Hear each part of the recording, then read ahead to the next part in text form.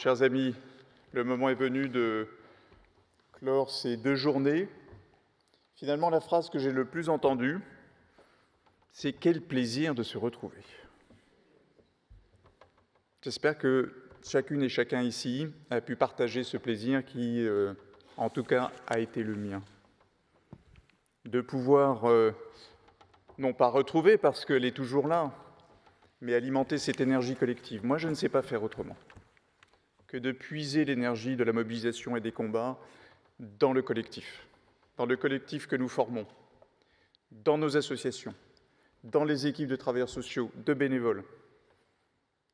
Et j'espère que les uns, les unes et les autres ont pu ici puiser cette énergie, d'autant plus indispensable que la fatigue est là, nous l'avons dit, nous l'avons partagé pendant ces 2 jours.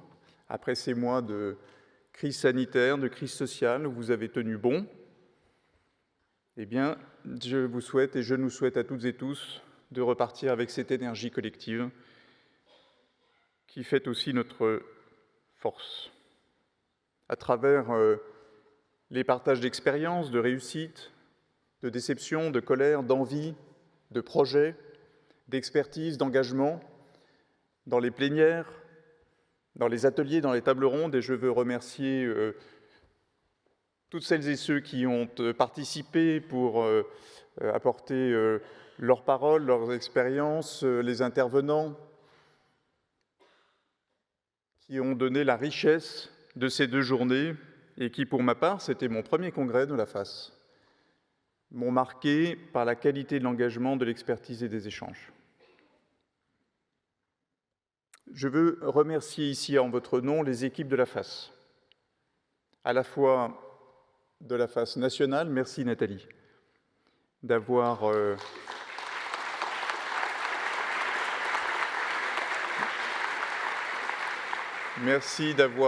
conduit les équipes pour nous permettre de travailler dans de telles conditions. Tu l'as fait dans le prolongement de ce que Florent et Alexis avaient engagé.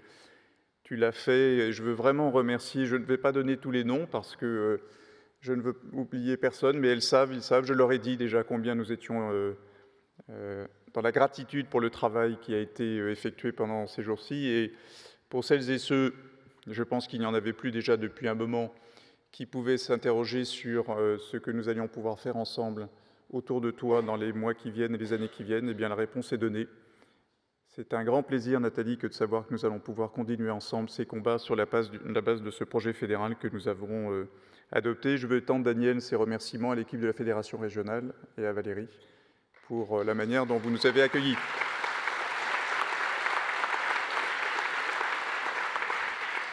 Et merci à nos fédérations régionales, à nos adhérents, travailleurs sociaux, bénévoles, cadres, venus de partout, d'Occitanie, de Normandie, de Strasbourg, de Bordeaux, de Nantes, de Lille, d'avoir été si nombreux et si chaleureux pour tous ces partages où j'ai vu que vraiment il y avait des convergences très fortes sur le fond, à une exception, qui est quand même un problème politique majeur que je veux livrer ici, qui est la nature de la musique hier soir, dont j'ai bien compris qu'elle avait pu susciter des débats, mais ça, c'est comme la religion et la politique, où les choix en matière de football, ça suscite toujours des choses un peu compliquées, y compris dans les familles les plus unies comme la nôtre. Je veux associer à cette force dont nous avons fait la démonstration, à partir de nos associations, de nos adhérents, de vous, travailleurs sociaux, bénévoles, encadrants. Je veux y associer nos partenaires et amis qui se sont joints à nos débats. Je pense à Emmanuelle Cos, présidente de l'USH. Je pense à Marie Rombaldi, la directrice générale de la Fondation Addiction, qui a succédé à Nathalie. Je pense à Delphine Rouillot, directrice générale de France Terre d'Asile. Jean-François Ploquin, le directeur général de Forum Réfugiés. Laurent des Restos du Cœur.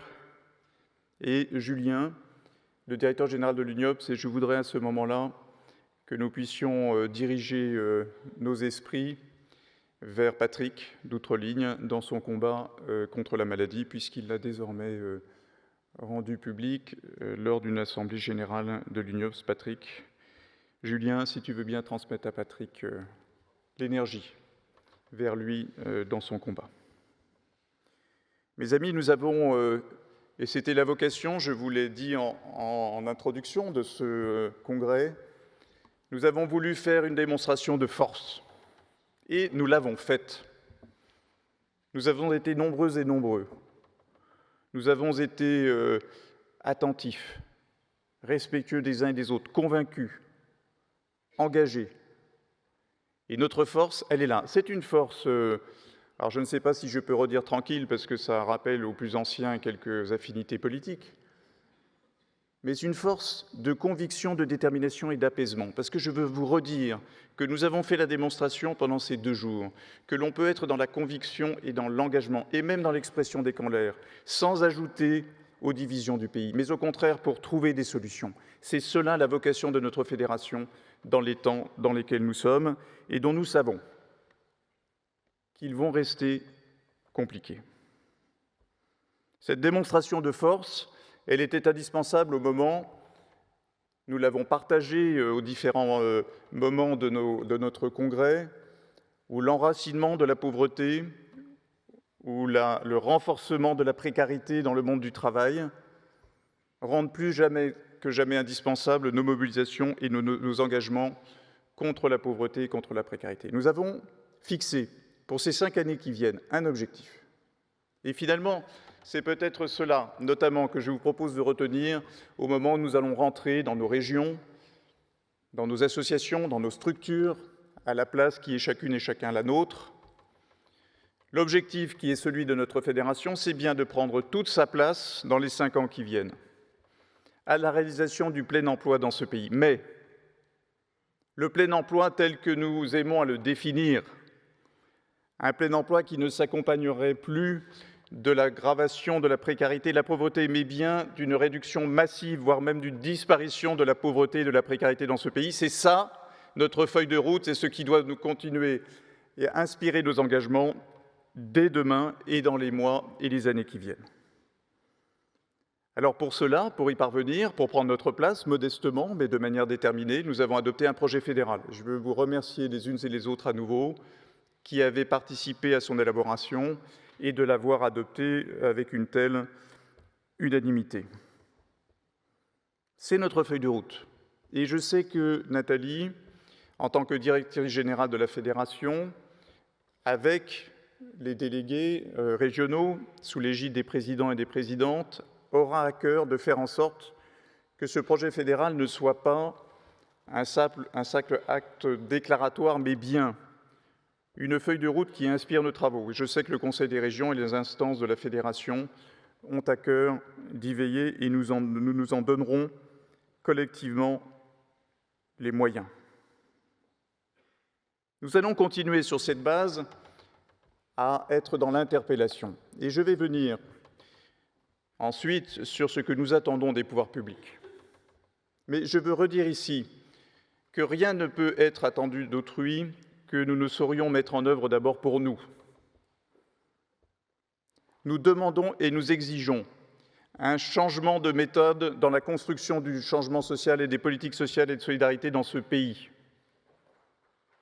Parce que nous ne supportons plus les approches bureaucratiques, formatées, centralisées, dirigistes. Et donc nous préconisons un changement de méthode dans lequel nous sommes prêts en tant que fédération à prendre toute notre place. Et pour cela, nous avons décidé de montrer l'exemple. Et c'est la raison pour laquelle je suis extrêmement fier et heureux de vous confirmer, de vous annoncer pour celles et ceux qui l'ignoraient, que notre fédération compte désormais une vice-présidente, élue hier par nos instances renouvelées, Lou Jane Hamida, qui est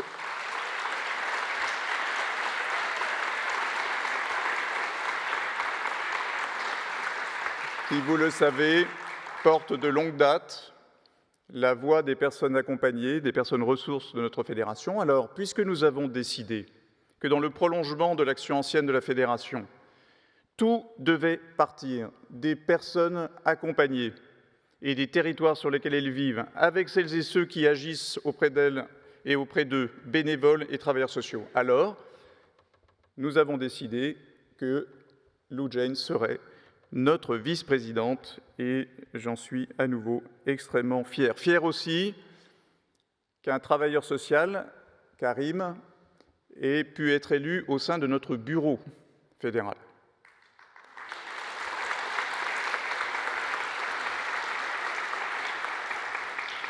C'est là aussi une démonstration de notre part du caractère central, pour celles et ceux qui en doutaient, à nos yeux, du travail social, des métiers du social, de l'intervention sociale et de notre volonté d'en faire le cœur de notre action. Et je salue à nouveau l'action des présidents des fédérations régionales. Je vois Hugues notamment, qui dans les Hauts-de-France a été à la pointe du combat pour le travail social, mais d'autres aussi l'ont fait à Bordeaux, en Occitanie et ici même et ailleurs.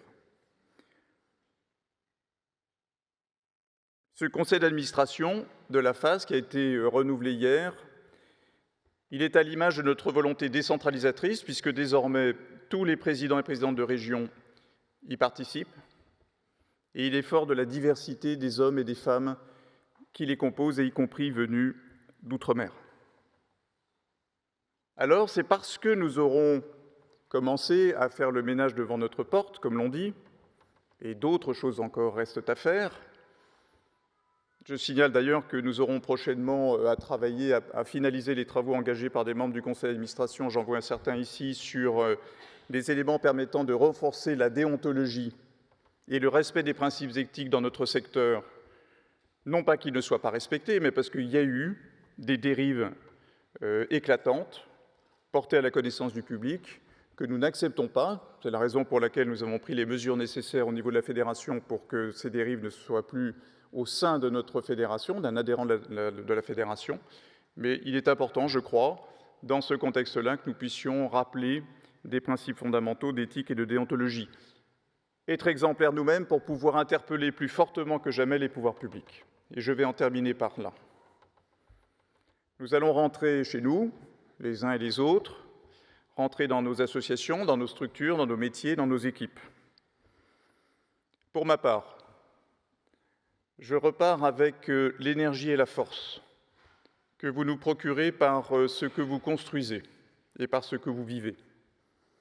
Et c'est fort de cela que nous allons continuer à interpeller les pouvoirs publics, et notamment ceux qui sont issus des récentes élections ou des élections qui vont maintenant se finaliser, pour que les mesures d'urgence soient prises qui permettent aux uns et aux autres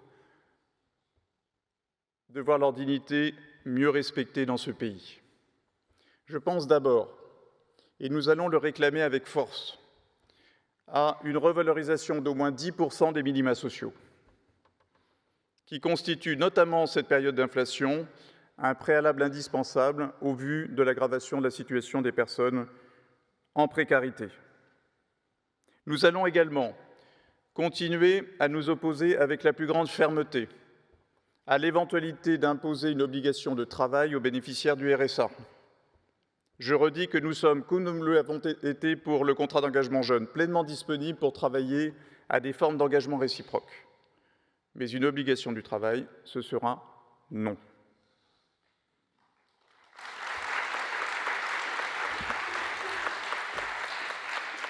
Et nous allons continuer à soutenir la mise en œuvre le plus rapidement possible des projets qui concernent la mise en place de la solidarité à la source, le versement automatique du RSA, comme composant de la lutte contre le non-recours aux droits qui constitue, vous le savez, ça a été redit à plusieurs reprises dans notre congrès, un axe important de notre action.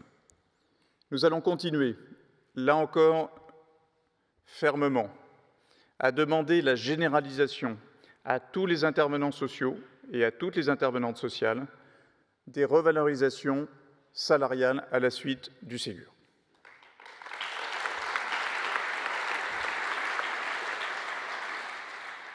Nous allons aussi continuer, quitte, et je suis bien placé pour vous en parler depuis une dizaine d'années, à nous taper la tête contre les murs. Mais quand on a la tête dure, on finit même par avoir raison de certains murs. Nous allons continuer à demander que soit démantelé le mur opposé au droit au séjour de tant d'étrangers, de tant d'exilés présents dans ce pays.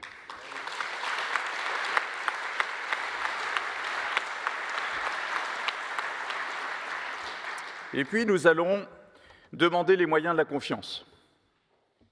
Je vous l'ai dit, et c'est aussi pour cela que je suis heureux de ces 2 jours partagés avec vous, entre nous.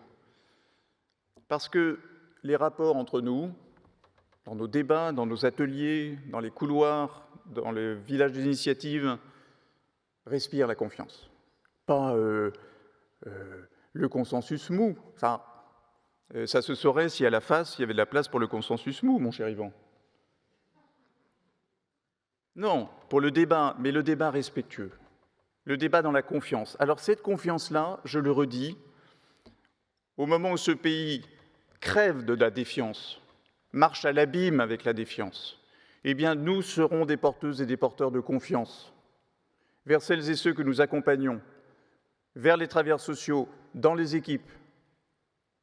Et nous demandons cette confiance à nos partenaires des pouvoirs publics. Nous leur demandons de cesser les procédures bureaucratiques, que l'on respecte l'autonomie des associations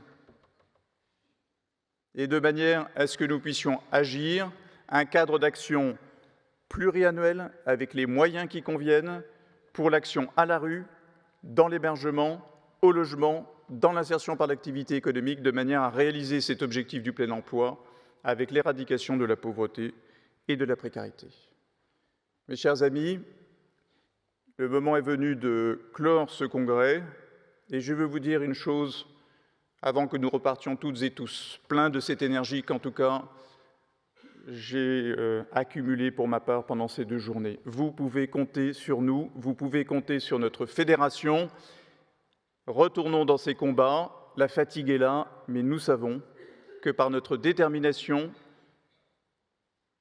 nous allons pouvoir être à notre place, fiers de ce que nous faisons, lucides sur ce qui se passe dans la société pour faire avancer les valeurs qui sont les nôtres. Merci encore de ces 2 journées.